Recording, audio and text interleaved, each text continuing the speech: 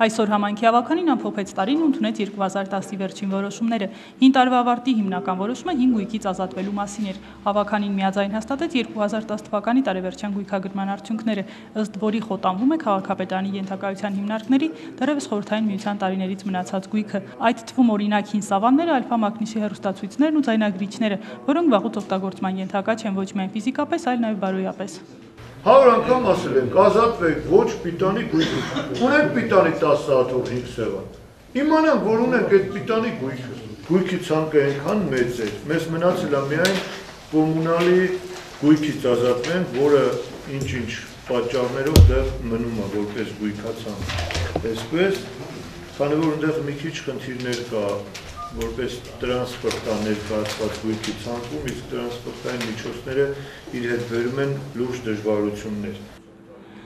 Օրվա հիմնական հարցից բացի ավականին հաստատեց ևս 2 հարց, այդ թվում Սանահին Իվանական համալիրից զբաղեցրած հողամասն անհատույց սեփականության իրավունքով հանձնվեց եկեղեցուն։ Պարզվում է Սանահինը միակ եկեղեցին է, որը հողի սեփականության իրավունք չունի, սակայն այդ հողահատկացումը կարվի այնպես, որ մասնավոր մարդկանց սեփականության իրավունք չխախտվի, ասաց քաղաքապետը։ Ընդ որում ոչ միայն այլ, որը ապօրինի նույնիսկ ցանկապատել է, մենք այդ ցանկապատն ենք շրջանցել։ Այդ ապօրինի որպեսի վաղը մյուս օրը խնդիր չառաջանա։ Հիմա դեռ մյուս օրը եկեղեցին կդիմի, որպեսի ապօրինի կառույցը նորից իրանց տրամադրենք, թե ինչ անենք, դա էլ խնդիր է, բայց այդ հատվածից փորձել ենք զերծ մնանք, որ խուսափենք, այսօր եթե մարդը թեկուզ բնակչի կողմից ինչ-որ ցանկապատ արվեր, ցանկապատը թողել ենք դուրս էս տարածքից։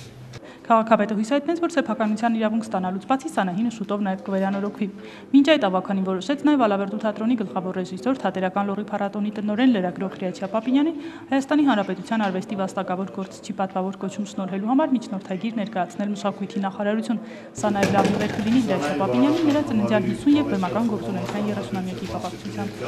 Հրաչիկին ճանաչում ենք, բոլորս էլ գիտենք նրա լրագրողական աշխատանքները, բոլորս էլ գիտենք նրա վաստակը հատկապես թատերական լոռի փառատոնի հետ կապված եւ ուղղակի ասեմ, որ վերջի սովետական միության տարիներից սկսած մինչեւ օրս Ալավերդի համայնքում արվեստի վաստակավոր գործիչ չենք ունեցել։ Ինձ թվում է ինքը արժանի է այս կոչմանը։